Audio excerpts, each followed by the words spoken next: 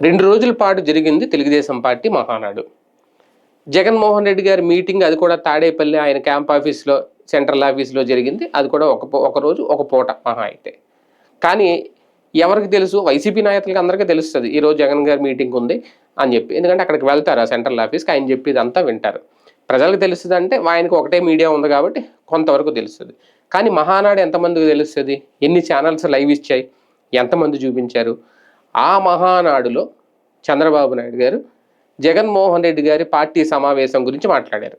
అది కూడా ఎలాగా అంటే అక్కడ అది ఆయన విజనున్న నాయకుడు మాట్లాడారు కాబట్టి అవివేకంతో మాట్లాడారు అని అనకూడదు. ఎందుకంటే ఆయన విజనున్న నాయకుడు కాబట్టి. కానీ అంత పెద్ద అతిపెద్ద మహానాడు కార్యక్రమంలో దీన్ని డైవర్ట్ చేయడానికి జగన్మోహన్ రెడ్డి మీటింగ్ పెట్టారు అని చెప్పడం. అసలు ఈ మీటింగ్ చూస్తారా? ఆ మీటింగ్ చూస్తారా?